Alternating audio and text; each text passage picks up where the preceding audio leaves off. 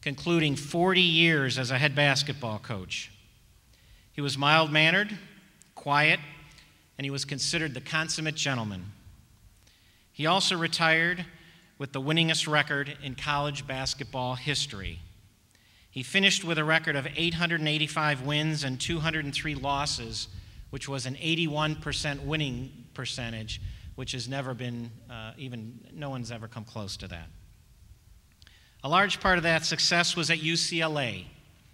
In 27 years as Bruins coach, his teams registered 620 wins and only 147 losses, while earning far more national honors than any other university. Under Wooden, UCLA won an unprecedented 10 NCAA basketball championships, including 7 consecutive and 10 in 12 years. The coaches with the next most national championships are basketball legend Adolph Rupp of Kentucky and Mike Krzyzewski of Duke, and they each have 4. Only 2 others in the entire history of Division I college basketball have even won 3.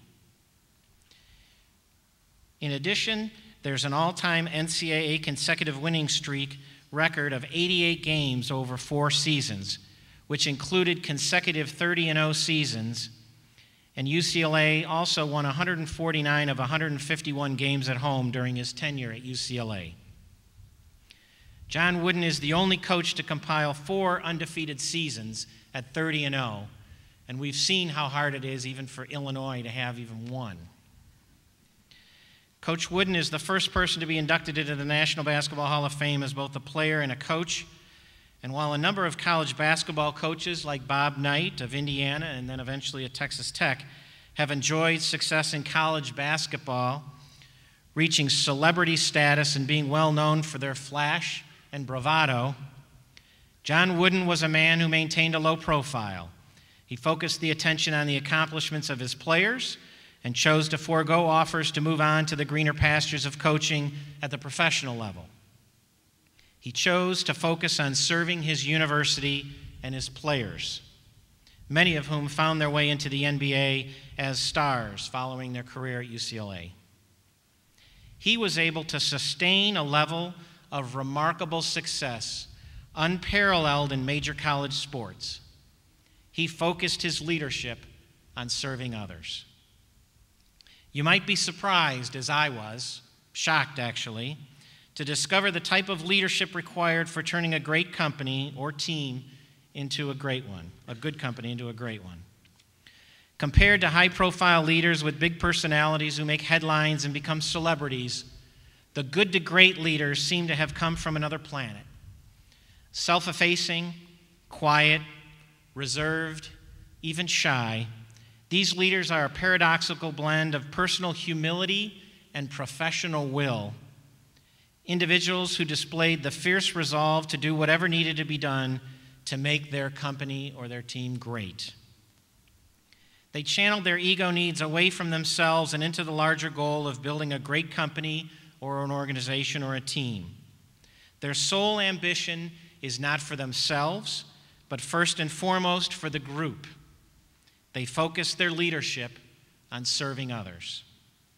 Even our own Michael Jordan didn't win a championship until he had blended his own considerable talent with other members of his team and balanced his scoring with assists to teammates and stifling an unselfish defense, though I still bristle at his continued use of the term supporting cast when he refers to his teammates. The Chinese philosopher Lao Tzu was quoted as saying, "Be gentle and you can be bold. Be frugal and you can be liberal. Avoid putting yourself before others and you can become a leader among men." He also wrote, "A leader is best when people barely know he exists.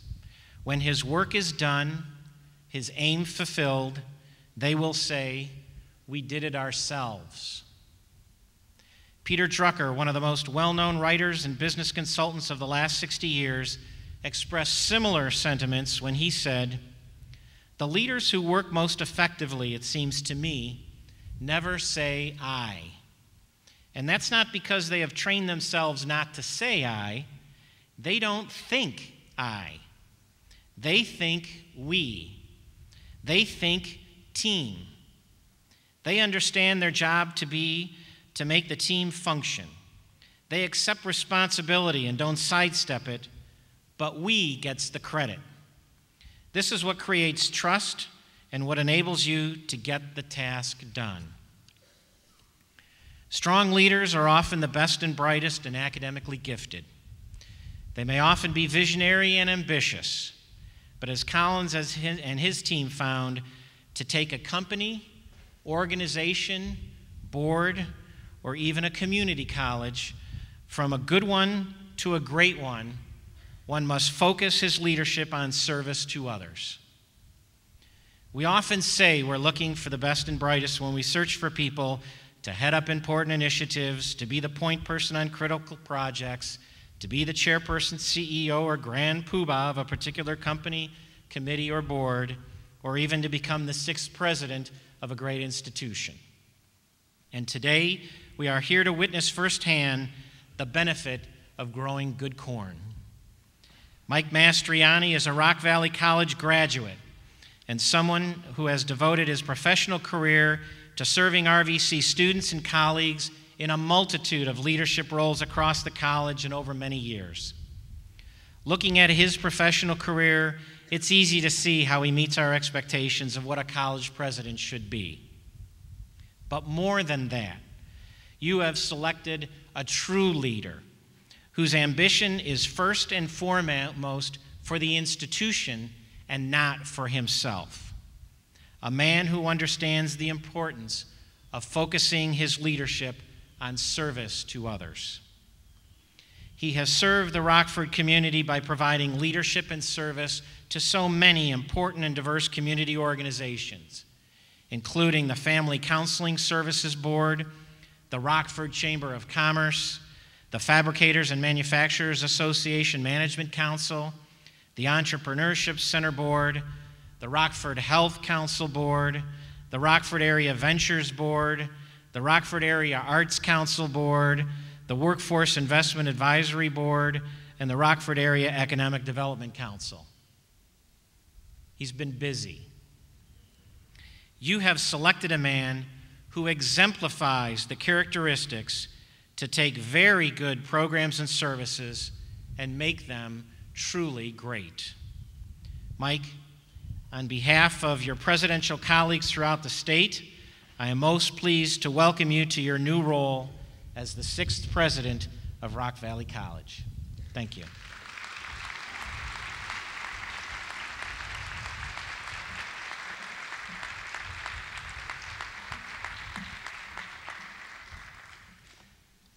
Thank you, Dr. Choice.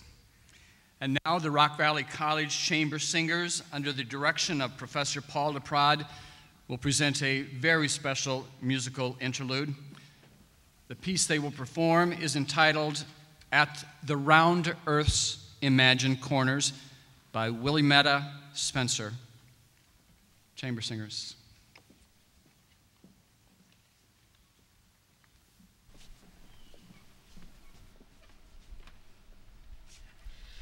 At the round earth's imagined corners, blow your trumpets, angels, and arise from death, you numberless infinities of souls.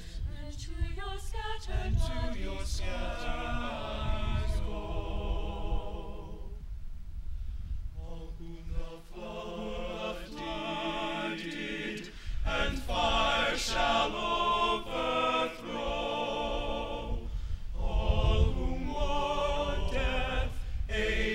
Agues, tyrannies, despair the chance hath slain,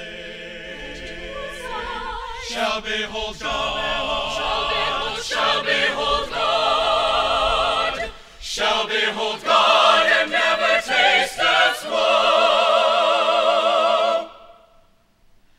But let them sleep, Lord, and me mourn as they.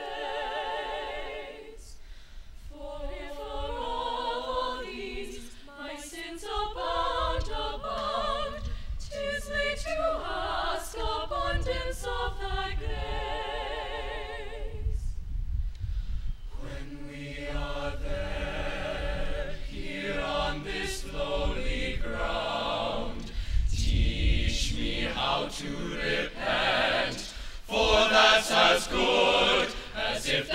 sealed my pardon with thy blood.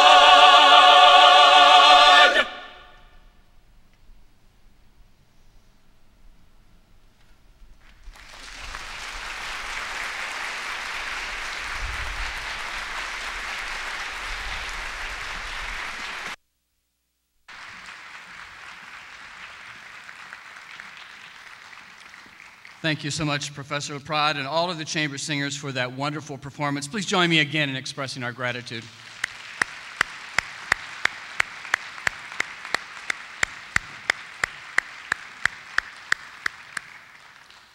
We now come to the focal point of this evening's ceremonies, the investiture of Michael D. Mastroianni as the 6th president of Rock Valley College. The investiture will be conducted by Dr. Joe Konoski, president of Highland Community College. Please join me in welcoming Dr. Konoski to the podium.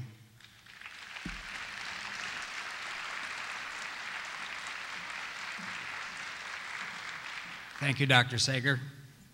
Distinguished guests, members of the Rock Valley College administration, faculty, staff, student body, honored guests, friends of RVC, President Emeritus Jacobs. It is a great pleasure and privilege for me to be here with you today to confer Rock Valley College's highest office upon one of its most distinguished alumni, Michael D. Mastroianni. The state of Illinois and the Illinois Community College Board, which oversees higher education statewide, has assigned the authority to hire presidents to the boards of trustees of the individual institutions. And Rock Valley College's board has made an excellent choice in Mike Mastroianni. He is a man who has spent his life in the service of education in our state, and he has earned the confidence of all who join him in this great cause. Today, he will receive a symbol of his new office, the President's Medallion, which he will wear around his neck at honors convocations, commencements, and other special occasions. Its weight is a reminder of the heavy responsibilities that must be willingly carried by all who occupy the position of leadership. The design on the face of the seal is a reproduction of the college seal, is a representation of the large community Mike will serve. Beginning with the inauguration of Clifford G. Erickson as the first president 50 years ago, Rock Valley College has installed 5 presidents in its history.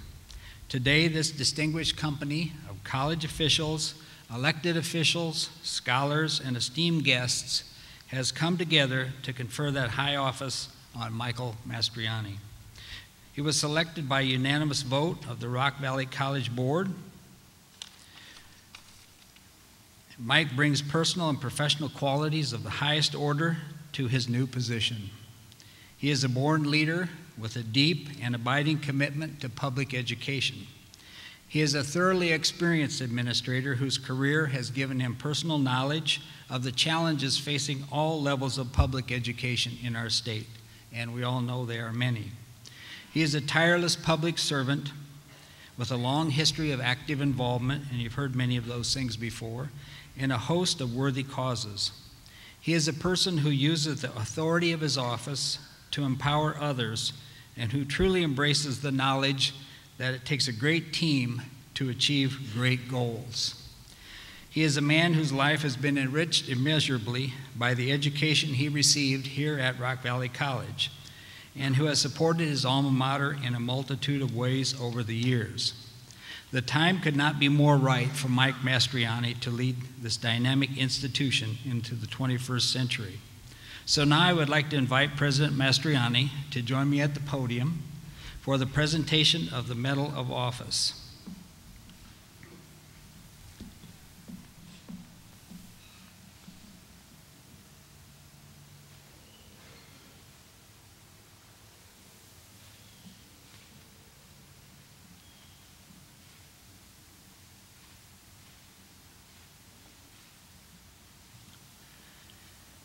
Michael Mastroianni, you have been duly selected to serve as president of Rock Valley College.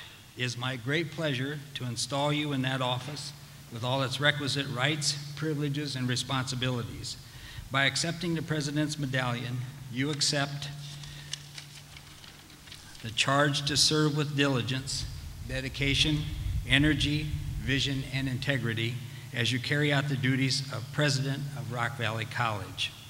The placement of this special medallion on President Mastroianni completes the presentation of the symbol of office. At this time, I invite Chair Haney to join us at the podium.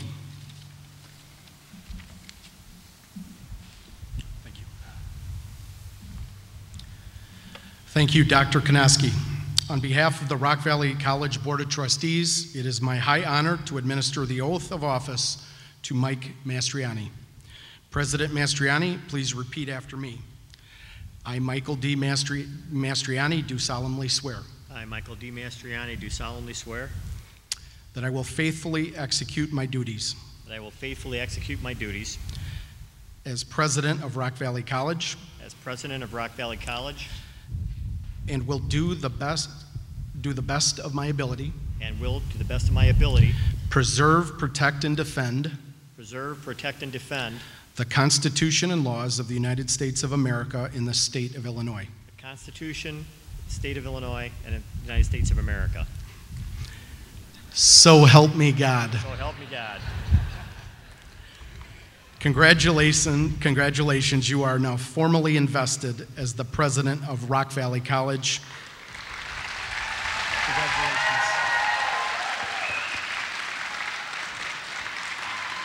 I'll introduce you.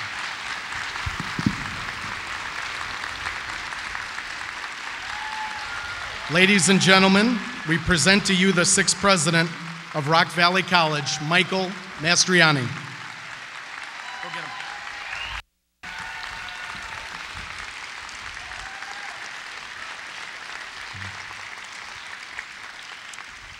Thank you very much.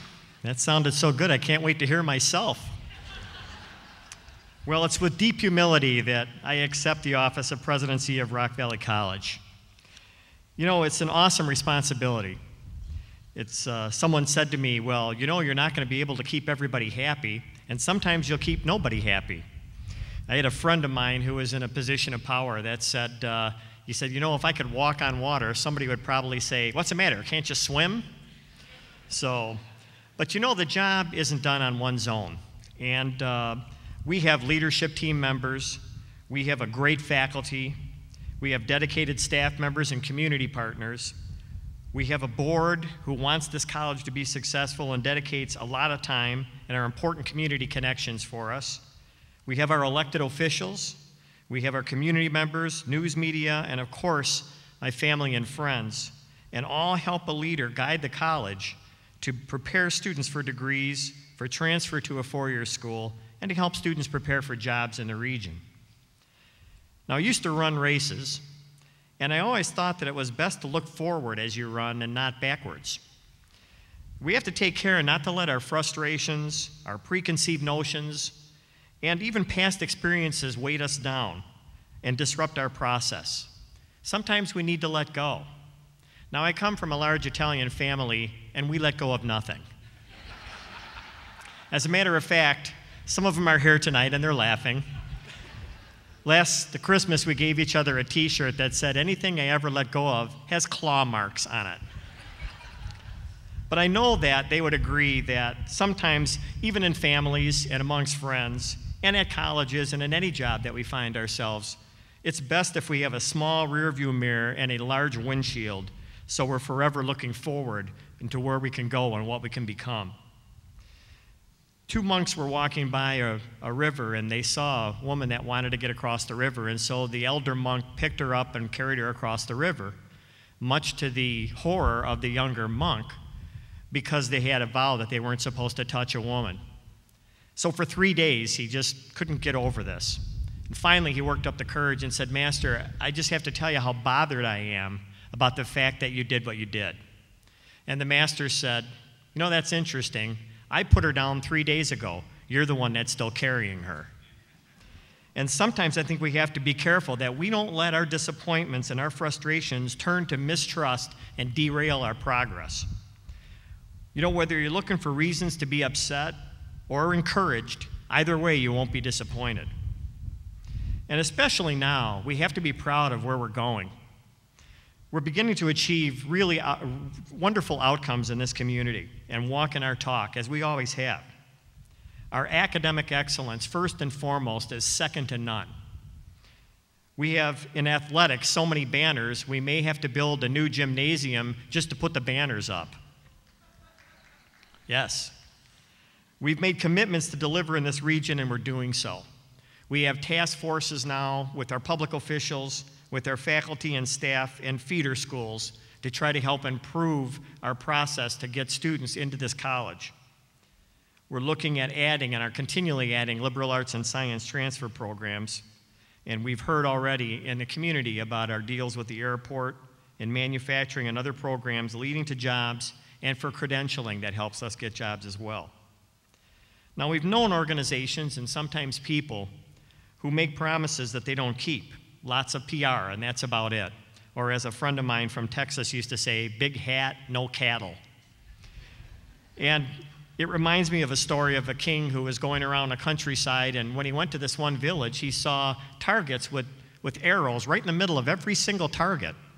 And he couldn't believe that somebody was that expert of a marksman that they could hit the bullseye each time. So he sought out who this was, and they brought to him a 10-year-old girl. And so he asked the little girl, he said, how in the world did you do that? And she says, well, I shoot the arrow, and when it lands, I paint a bullseye around it. And I think we really don't want to be that type of leader where we're looking to make an input for ourselves. I think we're really looking to really make a difference in the community, not a difference in terms of how we're viewed. Now, trying to meet the community needs can be complicated. And first and foremost, what do we do? What is our purpose? Now, ladies and gentlemen, I'm not ashamed to say that it's providing a liberal arts transfer education to our students in this community. That's what we do. We want to help people complete degrees. We also provide jobs for people in the community by getting them training in manufacturing and healthcare, in our trades, in our building and construction program, in our aviation maintenance program, and many other business and other programs that we have on this campus to try to help people succeed. And we have to align ourselves with many partners from government, education, and the private sector to do that. We have partnerships in the community to build relationship and give input, and it's all in support of our students who are the reason that we are all here. I made a pledge earlier tonight, but the best pledge I've ever heard was one from a man named Dr. Robert Lucan, who writes, I cannot always be what everybody wants me to be, no matter how great the need. I can only do what I'm able to do. I promise and agree to serve in all the ways I am able with my highest level of integrity and commitment. Sometimes I will serve well. Sometimes my greatest service will be to say and do nothing. When all is said and done, however, I will go on doing the best I can, given what I know to be true. This region needs a strong and forward-moving Rock Valley College. We have important problems to solve together. Literacy is one of them. 46,000 people in our community that can't read or write. Employment and the need for preparing people for jobs. Educational attainment, getting people that have a higher than a high school diploma. Access to our college in locations where we need to be. And preparation for college so that when students arrive here, they're ready to take college classes. But we have these important problems, but also we have important work that we are doing to help Rockford reach its potential. And I want to accomplish what we want to set out to do, and I want to do so with joy. And I know that sounds strange to be talking about joy, but you know, if we're doing the right things at the right frame of mind for the right reasons, then we'll have joy for the work that we do and with the people that we're working with. Norm Dazenbrook, who was mentioned earlier tonight, also has a great quote. That's the quality of the service that we provide depends on the quality of the ongoing relationships. We really can't be good in what we do unless we're getting along well with each other. So that becomes a real key for me, I think, in this presidency, is to make sure that our relationships stay intact, because it's through these people, many of them who are here tonight, that the success will be seen. What's our vision for the region and for the community? I think a region whose focus is on gratitude. Gratitude for leaders who step forward to serve. Gratitude for the people we work with and for opportunities in our region. Gratitude for our corporations and businesses who employ our students when they graduate. For the great diversity which enriches our culture. For everyone who's been involved in attempting to transform this region, and for everyone who realizes that before they can do that, they have to transform themselves.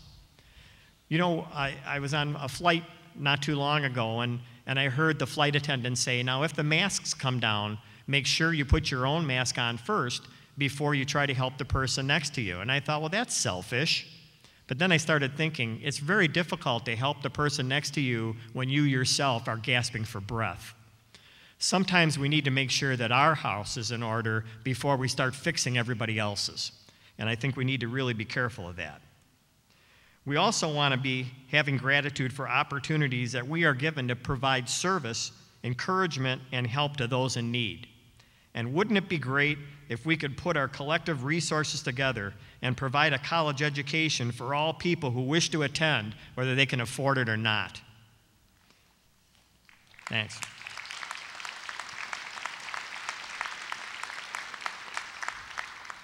We need everybody in the community to be part of the solution.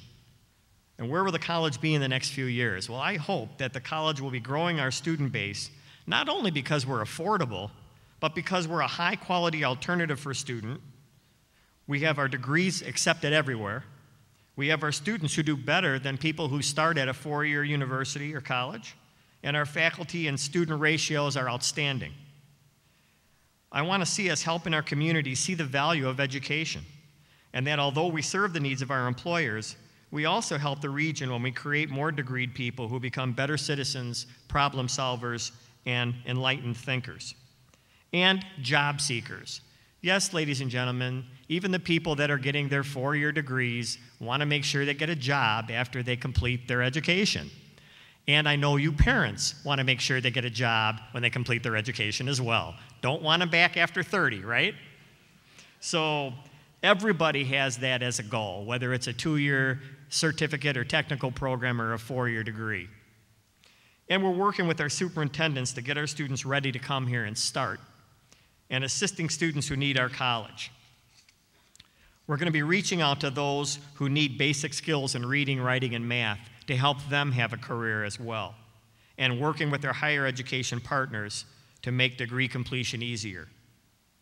I invite you to move ahead with us as friends and partners, serving our students with joy. It's ironic, I didn't talk to Dr. Choice tonight, but I am going to quote from John Wooden, who he mentioned and talked about tonight. It's one of my favorite quotes from him, and he said, "We don't have to be superstars. All we have to do is learn to rise to every occasion, give our best effort, and make those around us better as we do it." So help us take Rock Valley College and this region to the excellence it can achieve, so that people from all over the region and all over the country will come here to see how a community can help come together when they put aside differences and work toward the common good of all its citizens through education. Thank you very much.